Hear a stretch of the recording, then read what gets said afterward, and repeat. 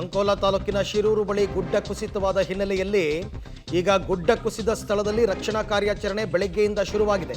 JCB ಇಟ್ಯಾಚಿ ಎಲ್ಲ ಕರೆಸಿ, ಆದರೆ ಟ್ರಕ್ ಚಾಲಕರು ವಾಹನ ಸವಾರರಿಗೆ ಸಂಕಷ್ಟ. ಯಾಕೆಂದರೆ 6 ಕಿಲೋಮೀಟರ್ ತನಕನೂ ಕೂಡ ಟ್ರಕ್ ಮತ್ತು ವಾಹನಗಳು ಒಂದರಿಂದ ಒಂದು ನಿಂತಿದೆಯಂತೆ, ರೋಡ್ ಬ್ಲಾಕ್ ಆಗಿರೋದ್ರಿಂದ. ಈಗ ಅದನ್ನು ರೋಡನ್ನು ತೆಗೆದ್ರೆ, ನೋಡ್ತಾ ಇದ್ದೀರಾ ದೃಶ್ಯದಲ್ಲಿ ತಾವು, ಟ್ರಕ್ ಚಾಲಕರು ಒಂದು ವೆಹಿಕಲ್ ಹಿಂದೆ ಒಂದು ಹಿಂದೆ ವೆಹಿಕಲ್ ಯಾವ ಥರ ನಿಂತಿದೆ ಅಂತಕ್ಕಂಥದ್ದನ್ನು, ಸುಮಾರು 6 ಕಿಲೋಮೀಟರ್ ಅಂದರೆ ತಮಾಷೆ ಆಟ ಅಲ್ಲ ಅದು. ಯಾಕೆಂದರೆ ಬಹಳ ಮುಖ್ಯವಾದಂತಹ ರಸ್ತೆ, ಹೆವಿ ವೆಹಿಕಲ್ಸ್ ಓಡಾಡ್ತಕ್ಕಂಥ ರಸ್ತೆ. ಏಕಾಏಕಿ ಈ ಥರ ಗುಡ್ಡ ಕುಸಿದು ಹೋಗ್ಬಿಟ್ರೆ ಪಾಪ ಇವರೆಲ್ಲ ಏನು ಮಾಡಬೇಕು, ನಿಂತಿದ್ದಾರೆ. ಸೊ ಹಾಗಾಗಿ ಅದು ಯಾವಾಗ ಇವರೆಲ್ಲರೂ ಟ್ರಾಫಿಕ್ ಕ್ಲಿಯರ್ ಆಗುತ್ತೆ ಅಂತ ಗೊತ್ತಿಲ್ಲ. ಫಸ್ಟ್ ಅವರು ಸಂಚಾರಕ್ಕೆ ಮುಕ್ತ ಮಾಡಿಕೊಡ್ಬೇಕು ರಸ್ತೆಯನ್ನು, ಮಣ್ಣು ತೆಗೆದು. ಆ ಕೆಲಸ ಇವಾಗ ಬೆಳಗ್ಗಿನಿಂದ ಆರಂಭ ಆಗಿದೆ. ಎಷ್ಟು ಬೇಗ ಆಗುತ್ತೆ ಅಂತಕ್ಕಂಥದ್ದನ್ನು ಕಾದು ನೋಡಬೇಕು. ಜಿಲ್ಲೆಯಲ್ಲಿ ಸತತವಾಗಿ ಸುರಿತಿರುವಂಥ ಭಾರೀ ಮಳೆಗೆ ಪ್ರಕೃತಿ ಹಲವಾರು ಅನಾಹುತಗಳನ್ನು ಸೃಷ್ಟಿ ಮಾಡ್ತಾ ಇದೆ. ಅದಕ್ಕೆ ಸಿರೂರು ಬಳಿಯ ಗುಡ್ಡ ಕುಸಿತ ಪ್ರಕರಣವು ಕೂಡ ಒಂದು. ಈಗಾಗಲೇ 7 ಜನ ಮೃತಪಟ್ಟಿರುವಂಥ ಮಾಹಿತಿ ಲಭ್ಯವಾಗಿರುವಂಥದ್ದು. ಇದರ ಜೊತೆಗೆ ಈಗ ಈ ಒಂದು ಮಾರ್ಗದಲ್ಲಿ ಅಂದರೆ ಮಂಗಳೂರಿಗೆ ತೆರಳುತ್ತಿದ್ದಂತಹ ಒಂದು ವಾಹನ ಸವಾರರಿರ್ಬೋದು, ಟ್ರಕ್ ಸವಾರರಿಗೆ ಈಗ ಸಂಕಷ್ಟ ಎದುರಾಗಿರುವಂಥದ್ದು. ಕಳೆದ 2 ದಿನಗಳಿಂದಲೂ ಕೂಡ ಅವರು ಇಲ್ಲಿಯೇ ಒಂದು ಠಿಕ್ಕಾಣಿ ಹೂಡಬೇಕಾಗಿದೆ.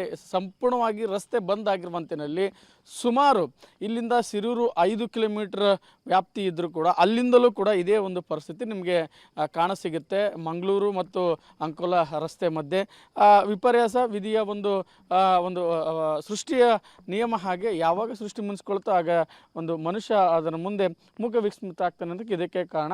ಸೊ ಟ್ರಕ್ ಒಂದು ಚಾಲಕರು ಕೂಡ ಸಾಕಷ್ಟು ಸಂಕಷ್ಟಗಳನ್ನು ಅನುಭವಿಸ್ತಾ ಇದ್ದಾರೆ. ಒಂದು ರಸ್ತೆ ದಾಟಕ್ಕಾಗಲಾರದು, ಇನ್ನೊಂದು ವ್ಯವಸ್ಥೆಯು ಕೂಡ ಒಂದು 4-5 ದಿನಕ್ಕೆ ಮಾಡ್ಕೊಂಡಿರ್ತಾರೆ ಒಂದು ಮುಂಚಿತವಾಗಿ. ಆದರೆ ಈಗ ಇಲ್ಲಿಯೇ 2 ದಿನ ಕಳೆಯಬೇಕಾದಂಥ ಪರಿಸ್ಥಿತಿ ಎದುರಾಗಿರುವಂಥದ್ದು.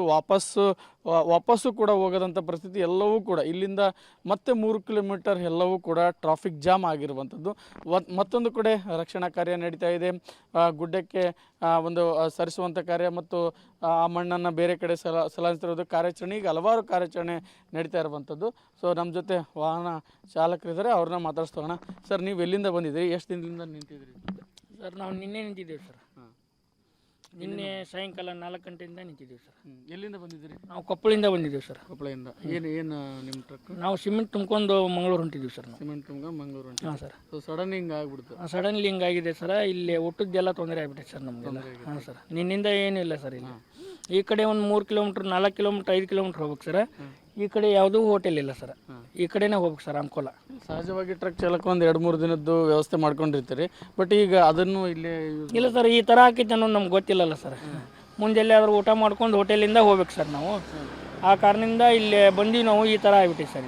ಈ ಜಿಲ್ಲಾಡಳಿತ ಆಗಿರ್ಬೋದು ಅಥವಾ ಅಧಿಕಾರಿಗಳು ಯಾರಾದರೂ ಬಂದು ತಮಗೇನಾದ್ರು ಮಾತಾಡ್ಸಿರ ಅಥವಾ ಯಾರು ಮಾತಾಡ್ಸಿಲ್ಲ ಸರ್ ನಮಗೆ. ಇಲ್ಲೆಲ್ಲ ಭಾಳ ತೊಂದರೆ ಆಗಿದೆ ಸರ್. ಊಟದ್ದು ಎಲ್ಲ ನಮಗೆ ಕುಡಿಯೋಕ್ಕೆ ನೀರು ಎಲ್ಲ ಪ್ರಾಬ್ಲಮ್ ಆಗೈತೆ ಸರ್. ಇಲ್ಲೆಲ್ಲ ಭಾಳ ಟ್ರಕ್ ಡ್ರೈವರ್ಗೆಲ್ಲ ಈ ಥರ ಆಗಿಬಿಟ್ಟೈತೆ ಸರ್. ಇಲ್ಲಿ ಟ್ರಕ್ ಚಾಲಕರ ಮತ್ತು ವಾಹನ ಚಾಲಕರ ಮೊದಲು ನೋಡ್ಬೋದು, ಎಲ್ಲರೂ ಕೂಡ ಹಾಗೆಯೇ ನಿಂತಿದ್ದಾರೆ. ಒಂದು ಅವ್ರು ಹೇಳುವಂಥ ಪ್ರಕಾರ ಊಟದ ವ್ಯವಸ್ಥೆ, ಆದರೆ ಎಲ್ಲರಿಗೂ ಊಟದ ವ್ಯವಸ್ಥೆ ಮಾಡುವಂಥದ್ದು ಸ್ಥಿತಿಯಲ್ಲಿ ಈಗ ಜಿಲ್ಲಾಡಳಿತ, ಯಾಕಂದರೆ ಫಸ್ಟು ಮೊದಲು ರಕ್ಷಣಾ ಕಾರ್ಯಾಚರಣೆ ಮಾಡಬೇಕಾಗಿರುವಂಥದ್ದು.